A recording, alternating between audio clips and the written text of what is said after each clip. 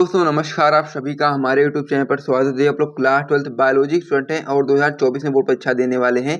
तो आप लोगों को पता होगा कि हमारे यूट्यूब चैनल पर क्लास 12th बायोलॉजी की पूरी किताब से आपके जितने भी महत्वपूर्ण प्रश्न होते हैं वो सभी प्रश्न करवाए जा रहे थे। तो हमारी इसमें क्लास 12th बायोलॉजी की पूरी किताब से आपके महत्वपूर्ण जो आपके 2 या 3 नंबर वाले जो क्वेश्चन होते हैं उनको हम लोग करवा रहे थे। और इस सीरीज में अभी तक हम लोगों ने पार्ट नंबर 7 तक देख लिया था। आज का वीडियो आपका पार्ट नंबर 8 होने वाला है। तो पार्ट नंबर 8 तो आपका बहुत ही महत्वपूर्ण होने ही वाला है। प्लस में आपको जो पार्ट नंबर 7 था इससे पहले वाला जो वीडियो वो भी आपके बोर्ड परीक्षा के लिए बहुत ही महत्वपूर्ण था। यदि आप लोगों ने उस वीडियो को अभी तक नहीं देखा है तो आप लोग अभी जाकर के चैनल पर विजिट करो और उस वीडियो को भी जरूर देख लेना, क्योंकि उसमें भी हम लोगों ने बहुत सारे महत्वपूर्ण प्रश्नों को किया था। और आज के वीडियो में आपको जो पार्ट नंबर 8 होने वाला है इसमें भी हम लोग बहुत ही ज्यादा महत्वपूर्ण प्रश्नों को करने वाले हैं। तो इसीलिए आप लोग वीडियो को शुरू से लेकर के अंतिम तक देखना। और साथ में यदि आपको वीडियो पसंद आएगी तो वीडियो को लाइक और चैनल को सब्सक्राइब जरूर कर दीजिएगा, क्योंकि यहाँ पर आपको सारे क्वेश्चन तो करवाया जा रहा है, साथ में उसका आंसर भी करवाया जा रहा है। तो इसीलिए आप वीडियो को लाइक कर दीजिए, साथ में चैनल को भी सब्सक्राइब कर दीजिए। फिर हम लोग वीडियो को स्टार्ट करते हैं। वीडियो शुरू करने से पहले मैं आपको बताना चाहता हूँ कि यदि आप लोग क्लास 12 की बायोलॉजी के notes plus important question answer प्राप्त करना चाहते हैं तो आप लोग हमारा टॉपर ग्रुप ज्वाइन कर सकते हैं। एक सब्जेक्ट का प्राइस मात्र 100 रुपये रखा गया है, जिसमें आपको नोट्स भी दिया जाता है, साथ में इंपॉर्टेंट क्वेश्चन आंसर भी दिया जाता है। नंबर हमारा हो जाता है 97 93 44 0081। जिसको भी टॉपर ग्रुप चाहिए वो इस नंबर पे व्हाट्सएप पर मैसेज करेंगे तो वहां पर आपको सारी जानकारी मिल जाएगी। तो चलिए अब हम लोग अपनी वीडियो को स्टार्ट कर देते हैं। तो हम लोग क्लास 12 बायोलॉजी की पूरी किताब से आपके जो सबसे ज्यादा महत्वपूर्ण प्रश्न होते हैं जो कि आपके 2024 की बोर्ड परीक्षा में आ सकते हैं उन सभी प्रकार के प्रश्नों को हम लोग कर रहे थे। और इस सीरीज में अभी तक हम लोगों ने पार्ट नंबर 7 तक देख लिया था। आज का वीडियो का पार्ट नंबर 8 होने वाला है। पार्ट नंबर 8 आपके बोर्ड परीक्षा के लिए बहुत ही ज्यादा महत्वपूर्ण होने वाला है, क्योंकि आज इस वीडियो में हम लोग जो क्वेश्चन करने वाले हैं वो आपका होने वाला है कि कार्य के आधार पर आरएनए कितने प्रकार के होते हैं, इनका संक्षिप्त वर्णन कीजिए। अब आपका जो आरएनए का जो टॉपिक होता है आपके बोर्ड परीक्षा के लिए बहुत ही महत्वपूर्ण होता है। और साथ ही में आपके बोर्ड परीक्षा में कई बार आया हुआ भी है, आप लोग देख भी सकते हैं कि 2010 में, 11 में, 12 में, 14 में, 19 में। तो इस प्रकार से जो भी चीजें होती हैं आरएनए में वो सारी चीजें मैं आपको समझा दूंगा। यदि ये क्वेश्चन आपकी बोर्ड परीक्षा में अति लघु में आएगा तब भी आप लोग कर पाओगे, यदि आप लोग इस वीडियो को शुरू से लेकर के अंत तक देख लिया। अगर ये क्वेश्चन आपका लघु में आएगा तब भी आप लोग कर पाओगे, और यदि आपसे क्वेश्चन दीर्घ में पूछा जाता है तब भी आप लोग आराम से कर पाओगे। लेकिन उसके लिए आपको वीडियो को ध्यान से देखना पड़ेगा, और जैसे आप लोग वीडियो को शुरू से लेकर के अंत तक देख लेंगे ये जो क्वेश्चन होगा पूर्ण रूप से कंप्लीट हो जाएगा। और इसके बाद में फिर हम लोग एक और महत्वपूर्ण प्रश्न करने वाले हैं जो कि आपका हो जाता है सेंट्रल डोगमा। तो इस क्वेश्चन को कंप्लीट करने के बाद हम लोग सेंट्रल डोगमा के बारे में पढ़ेंगे। वो भी आपके बोर्ड परीक्षा के लिए बहुत ही ज्यादा महत्वपूर्ण है और साथ ही में प्रेजेंट टाइम में बहुत बार आ भी रहा है। तो इसीलिए आपको इस वीडियो को ध्यान से देखना पड़ेगा। तो चलिए हम लोग सबसे पहले कार्य के आधार पर आरएनए कितने प्रकार के होते हैं उनके बारे में समझ लेते हैं, फिर बाद में सेंट्रल डोगमा को भी समझेंगे। तो सबसे पहले आप लोगों को ये चीज लिखना है कि कार्य के आधार पर आरएनए कितने प्रकार के होते हैं, इनका संक्षिप्त वर्णन कीजिए।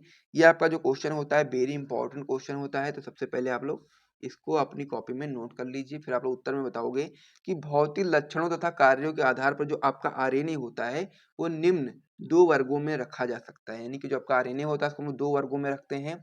पहला आपका हो जाता है इसमें आनुवांशिक आरएनए, यानी कि जो आपका पहला होता है आपका हो जाता है आनुवांशिक आरएनए। तो इसमें आप लोग परिभाषा में बताओगे कि वह आरएनए जो आनुवांशिक पदार्थ के रूप में पाया जाता है उसे हम लोग आनुवांशिक आरएनए कहते हैं। उदाहरण में आप लोग बता सकते हैं कि समस्त पादप विषाणु में आपका क्या होता है, जो आपका आरएनए होता है वो आपका आनुवांशिक पदार्थ के रूप में कार्य करता है। जैसा कि डीएनए होता है ना, तो उसी तरीके से आनुवांशिक आरएनए आपका हो जाता है केवल केवल समस्त पादप विषाणु में ये आपका आनुवांशिक कह सकते हैं आनुवांशिक पदार्थ के रूप में कार्य करता है। और बाकी जो चीजें होती हैं जैसा कि यूकेरियोटिक जो हो गए तो उसमें आपका ये जो आपका होता है आपका प्रोटीन संश्लेषण के रूप में कार्य करता है। तो ये चीज आपको यहाँ पर याद रखना है। तो चलिए हम लोग सबसे पहला पॉइंट मैंने आपको समझा दिया कि आपका जो आरएनए होता है उसको हम लोग दो वर्गों में रखते हैं। एक आपका हो जाता है आनुवांशिक आरएनए, जिसमें कह सकते हैं कि जो आरएनए होता है वो आपका आनुवांशिक पदार्थ के रूप में कार्य करता है, जिसे हम लोग आनुवांशिक आरएनए बोलते हैं। और यह आपका केवल केवल समस्त पादप विषाणु में ये आपका पाया जाता है आनुवांशिक के रूप में। ठीक है, तो इस प्रकार से आपका पहला पॉइंट हो गया। दूसरा पॉइंट आप उसमें बता सकते हैं कि अनुवांशिक आरएनए, ठीक है, ये आपका मेन होता है। तो इसमें आप लोग बताओगे अनुवांशिक आरएनए जो आपका होता है, तो इसमें आप लोग उत्तर में बताओगे कि ऐसा आरएनए जो आपका अनुवांशिक पदार्थ का कार्य नहीं करते हैं अनुवांशिक आरएनए कहलाते हैं। ये चीज आपको यहाँ पर याद रखना है कि ऐसे आरएनए जो अनुवांशिक पदार्थ का कार्य नहीं करते हैं अनुवांशिक आरएनए कहलाते हैं। तो इस प्रकार से आपका हो गया। अब ये जो आपका यूकेरियोट्स होते हैं, इसमें आपका 3 प्रकार के अनुवांशिक आरएनए पाया जाता है। वो कौन से 3 प्रकार होते हैं उसे आपको अच्छे से समझना पड़ेगा और साथ ही में उसके बारे में थोड़ी-थोड़ी जानकारी भी मैं आपको बताऊँगा। तो इसे आप लोग सबसे पहले अपनी कॉपी में नोट ही कर चुके हो, इसको मैं हटा देता हूँ यहाँ पर।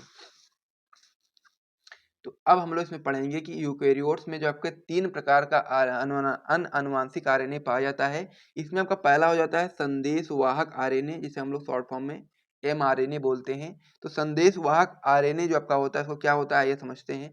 तो आप इसमें बताओगे कि जो आपका संदेशवाहक आरएनए होता है वो डीएनए से प्राप्त अनुवांशिक सूचनाओं को राइबोसोम तक पहुंचाता है। यानी कि जो आपका संदेशवाहक आरएनए होता है, जिसे हम लोग एमआरएनए बोलते हैं, मैसेंजर आरएनए बोलते हैं, ये आपका जो आनुवांशिक सूचनाओं को राइबोसोम तक पहुंचाता है, जो कि डीएनए से प्राप्त होती हैं। इसके बाद आगे आप लोग बताओगे कि इसीलिए जैकब और मोनार्ड ने इसे मैसेंजर आरएनए नाम दिया। यानी कि जो आपका संदेशवाहक आरएनए है, इसको उन्होंने मैसेंजर आरएनए नाम दिया। यानी कि पहले आपका एमआरएनए था, इसको इस प्रकार से उन्होंने नाम दिया। आगे आप लोग इसमें बताओगे कि कोशिका द्रव्य में पाए जाने वाले कुल आरएनए का 3.5% भाग एमआरएनए का होता है। यह चीज आपको यहाँ पर समझ लेना है कि जो कोशिका द्रव्य होती है, इसमें जो पाए जाने वाला जो आपका आरएनए होता है, उसका 3.5% जो भाग होता है आपका एमआरएनए का भाग होता है। तो इस प्रकार से आपका जो पहला संदेशवाहक आरएनए था, जिसे हम लोग शॉर्ट फॉर्म में एमआरएनए बोल रहे थे, इसको आप अपनी कॉपी में नोट कर लीजिए। ये भी आपका अलग से पूछा जा सकता है, जैसे आप लोग नोट करेंगे, फिर हम लोग अगले जो आपका आरएनए होता है उसकी ओर बढ़ेंगे। अब इसमें जो आपका अगला हो जाता है, आपका हो जाता है ट्रांसफर आरएनए, जिसे हम लोग टीआरएनए बोलते हैं। तो ये आपका हो जाता है कोशिकाओं में लगभग 100 प्रकार के टीआरएनए पाए जाते हैं। यह कुल आरएनए का लगभग 15% भाग का निर्माण करते हैं। और जो आपका टीआरएनए होते हैं वो आपके अमीनो अम्ल को ढोकर राइबोसोम कॉम्प्लेक्स तक लाते हैं। तो ये पॉइंट भी आपके लिए इंपॉर्टेंट है कि जो आपका ट्रांसफर आरएनए होता है, यानी कि टीआरएनए होता है, ये कोशिकाओं में लगभग 100 प्रकार के टीआरएनए पाए जाते हैं और यह आरएनए का कुल 15% भाग तक बनाते हैं। और साथ ही में टीआरएनए जो आपका होता है वह आपका अमीनो अम्ल को ढो करके राइबोसोम कॉम्प्लेक्स तक लाते हैं। तो इस प्रकार से 2 पॉइंट आपको समझ में आ गया होगा। तीसरा आपका इसमें हो जाता है जो आपका अनुवांशिक आरएनए का जो तीसरा प्रकार हो जाता है, वो आपका हो जाता है राइबोसोमल आरएनए, जिसे हम लोग आरआरएनए बोलते हैं। ठीक है, इस प्रकार से आपका होता है। इसमें आप लोग बताओगे कि राइबोसोम के अंदर पाए जाने वाले आरएनए को हम लोग आरआरएनए कहते हैं। इसे घुलनशील आरएनए भी कहते हैं। या कुल आरएनए का लगभग 80% भाग का निर्माण करता है। यानी कि जो आपका आरआरएनए होता है, ये आरएनए का सबसे ज्यादा भाग का निर्माण करता है। आगे आप लोग इसमें बताओगे कि इसका प्रमुख कार्य राइबोसोम का निर्माण करना है। तो इस प्रकार से ये वाला जो कंप्लीट हो गया है। तो इस प्रकार से जो अब मैंने आपको बताया था कि कार्य के आधार पर आरएनए कितने प्रकार के होते हैं, इनका हम लोग को संक्षिप्त वर्णन करना था। तो सबसे पहले हम लोगों ने इनको 2 वर्गों में विभाजित किया, जिनमें आपका पहला था अनुवांशिक आरएनए और दूसरा था आपका अनुवांशिक आरएनए। फिर हम लोगों ने अनुवांशिक आरएनए के 3 प्रकार होते हैं, उनको भी हम लोगों ने समझ लिया बहुत ही अच्छे तरीके से। तो इसे भी आप लोग अपनी कॉपी में नोट कर लीजिए। फिर हम लोग अगले क्वेश्चन की ओर बढ़ते हैं। अब इसमें हमारा जो अगला क्वेश्चन हो जाता है, आपका हो जाता है कि सेंट्रल डोग्मा पर संक्षिप्त टिप्पणी लिखिए। 2022 में 2023 में क्वेश्चन आया हुआ है, तो इसीलिए ये क्वेश्चन बहुत ही महत्वपूर्ण है। तो इसका उत्तर किस प्रकार से होगा आइए हम लोग समझ लेते हैं। महत्वपूर्ण क्वेश्चन है, बिल्कुल भी इसे मिस मत करिएगा, क्योंकि क्वेश्चन आपके परीक्षा में आ सकता है। तो इसमें आप लोग बताओगे कि क्रिक ने 1958 में प्रस्तावित किया कि अनुवांशिक सूचनाओं का जो प्रवाह होता है, वो आपका डीएनए से आरएनए और वह प्रोटीन की ओर एक दिशा में होता है। क्या होता है? क्रिक ने 1958 में प्रस्तावित किया कि जो आपका अनुवांशिक सूचनाएं होती हैं, उनका जो प्रवाह होता है वो दिशा में होता है। कैसी दिशा में होता है? जैसा कि डीएनए से आरएनए, फिर आरएनए से प्रोटीन की ओर एक दिशा में होता है। तो इस तथ्य को क्रिक ने एक सिद्धांत के रूप में प्रस्तावित किया, जिसे हम लोग अणु जीव विज्ञान में केंद्रीय सिद्धांत या फिर हम लोग सेंट्रल डोग्मा भी बोलते हैं। ठीक है, तो या फिर केंद्रीय सिद्धांत लिखा हो या फिर सेंट्रल डोग्मा लिखा हो, दोनों एक ही चीज है। ये आपका हिंदी में है या आपका इंग्लिश में है। तो ये चीज आपको यहाँ पे याद रखना है। यदि से पूछ ले कि केंद्रीय सिद्धांत पर टिप्पणी लिखी है, तो भी आपको यही चीज बतानी है। तो ये आप लोग समझ गए कि क्रिक ने 1958 ईस्वी में प्रस्तावित किया कि अनुवांशिक सूचनाओं का जो प्रवाह होता है वो डीएनए से आरएनए व फिर प्रोटीन की ओर एक दिशा में होता है। और इस तथ्य को ही क्रिक ने एक सिद्धांत के रूप में प्रस्तावित किया, जिसे हम लोग अणु जीव विज्ञान में केंद्रीय सिद्धांत या फिर सेंट्रल डोग्मा के नाम से जानते हैं। उन्होंने क्या बताया था? उन्होंने एक दिशा में बताया था, जैसे कि डीएनए से फिर आरएनए, फिर आरएनए से प्रोटीन, इस प्रकार से उन्होंने बताया था। इसको हम लोग इस प्रकार से भी समझ सकते हैं कि जो आपका डीएनए होता है, जब डीएनए से डीएनए बनता है तो इसको हम लोग क्या बोलते हैं? प्रतिकृति बोलते हैं या फिर रेप्लिकेशन बोलते हैं। फिर डीएनए से जब आरएनए जो आपका बनता है तो उसको हम लोग क्या बोलते हैं? अनुलेखन बोलते हैं, या फिर इंग्लिश में ट्रांसक्रिप्शन बोलते हैं। फिर आपका जो आरएनए होता है, आरएनए से प्रोटीन बनता है जिसे हम लोग रूपांतरण या फिर ट्रांसलेशन बोलते हैं। तो इस प्रकार से भी आप लोग बना सकते हो अगर आपकी बोर्ड परीक्षा में क्वेश्चन आता है। तो इस प्रकार से ये वाला जो क्वेश्चन था ये भी आपका पूर्ण रूप से कंप्लीट हो गया है।